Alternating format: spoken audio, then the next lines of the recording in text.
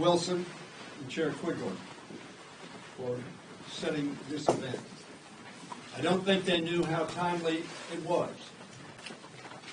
Today is a day of sadness and infamy for America.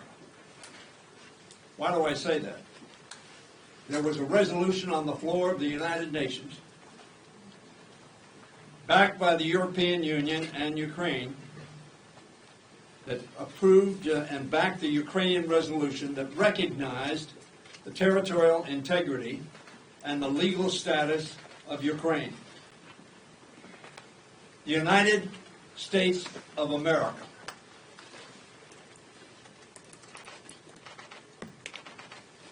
one of our presidents, as has been quoted by Mr. Quigley, said we would pay any price, bear any burden to defend freedom. On that resolution, today, the U.S. voted no.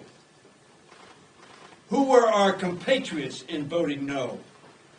Russia, Belarus, North Korea, Hungary, Sudan. And which country abstained because even they could not stomach? China. Last week, the anchor of the largest show on Russian state media said gleefully, "We wanted to saw the Western world into pieces.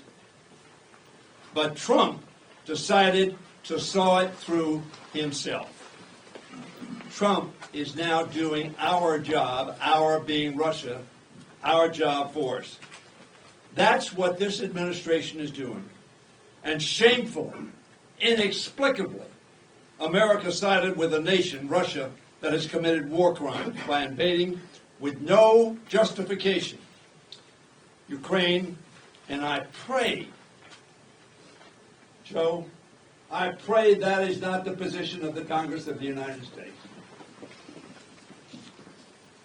J.D. Vance did Russia's job for it at the Munich Congress when he ridiculed our European allies instead of the Russian dictator threatening.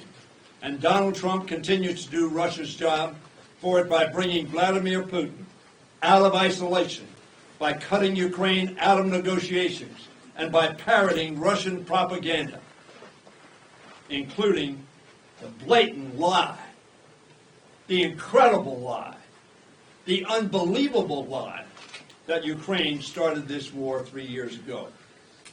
Vladimir Putin started this war 3 years ago with his criminal surprise invasion. Vladimir Putin is the craven dictator, not Volodymyr Zelensky.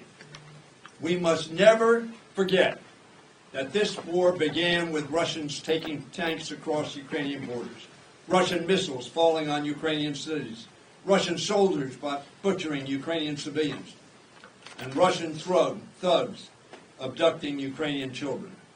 Russia and Russia alone started this war, but America will determine its end, I pray.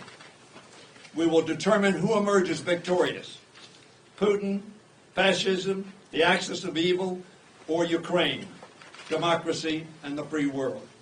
Instead of doing Russia's job for it, as we did today, we must deal Russia a definitive strategic defeat, one that serves as a clear warning to all who would break international law and commit war crimes. I urge my colleagues, if you love freedom, if you love democracy, if you honor alliances, I urge my colleagues to reject any retreat from assuring Ukrainian victory. Another leader, Neville Chamberlain, tried to calm the savage beast by ceding the Sudetenland to Germany. He exulted in peace in our time. The beast was not sated.